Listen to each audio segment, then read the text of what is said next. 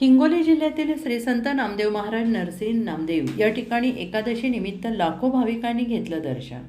हिंगोली जिल्ह्यातील श्री संत नामदेव महाराज नरसिंह नामदेव या ठिकाणी एकादशी निमित्त लाखो भाविकांनी दर्शन घेतलं। श्री संतांची भूमी म्हणून हिंगोली जिल्ह्याची ओळख आहे। संत नामदेव महाराज नरसिंह नामदेव आणि 12 ज्योतिर्लिंगापैकी 8वे ज्योतिर्लिंग म्हणून औंढा नागनाथाची ओळख आहे।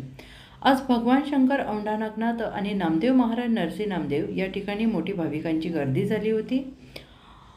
अजिंक्य महाराष्ट्र न्यूज सोबत उपसंपादक श्री हरी अंभोरे पाटील।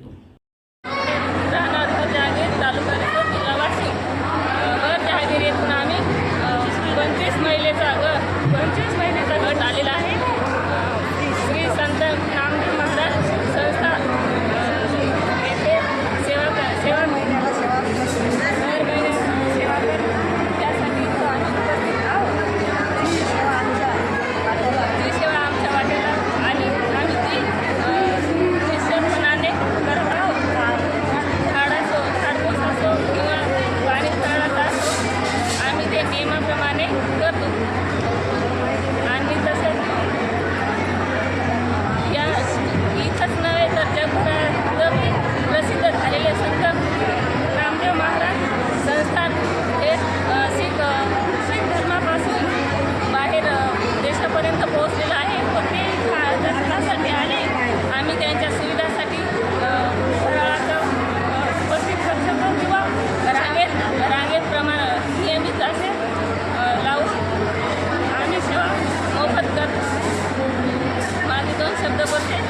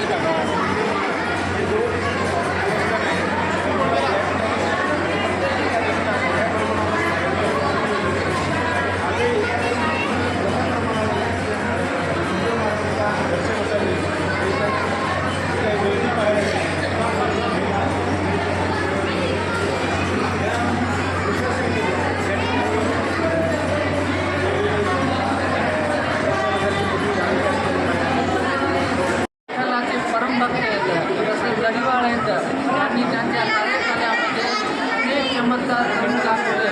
जसं लहानपणी त्यांनी पाखराला जेवण वाटला, दूध पाजलं, आपल्याचं देऊळ फिरवलं, फिरविले देऊळ जगा माझी नामे आधी दूध प्याला। राजस्थानमध्ये जवळमध्ये गाव आहे, तिथं विहिरीला पाणी होतं, विहीर खोल होती, त्या विहिरीला पाणी नव्हतं। ज्ञानेश्वर आणि नामदेव महाराज हे समकालीन संत होते। त्या ज्ञानेश्वर महाराजांनी मुंगीचं रूप घेऊन त्यांनी त्यांची रचना भागवली आणि नामदेव महाराज म्हणाले, आता प्राण वाचून जपा,